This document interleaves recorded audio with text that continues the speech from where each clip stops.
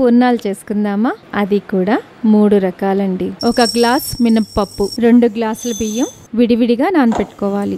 బియ్యం ఆరబెట్టుకుని గ్రైండ్ చేసుకోవాలి. బియ్యం పిండి రెడీ అయిపోయింది కదా. పిండి కూడా రెడీగా ఉంది. సోడా 1 స్పూన్, పంచదార, ఉప్పు కొద్దిగా, బియ్యం పిండి 2 గ్లాసులు, వాటర్ కొద్దిగా పోసుకుంటూ కలుపుకోండి. ఇప్పుడు నేను చూపించాను కదా, అలా కలుపుకొని పక్కన పెట్టుకోండి. నానపెట్టిన పచ్చిశనగపప్పు ఉడికించుకోవాలి, పలుకుగానే ఉండాలి. కప్పు పచ్చిశనగపప్పుకి 2 కప్పులు బెల్లం వేసుకోండి.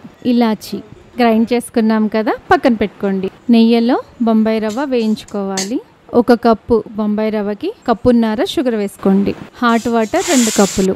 ఇలాచి దగ్గర పడిన తర్వాత కట్టేసేయండి. కొబ్బరి ఉండలు కూడా రెడీగా ఉన్నాయి. పొయ్యి మీద ఆయిల్ పెట్టుకుని వేడెక్కిన తర్వాత ఉండలు చేసుకుని రెడీగా పెట్టుకున్నాం కదా, నేను చూపించిన విధంగా చేయండి. పూర్ణాలు కుదరవు అంటారు కదా, ఇలా చేసి చూడండి, అందరూ చేసుకోగలుగుతారు. చాలా సింపుల్ అండి. కరకరలాడే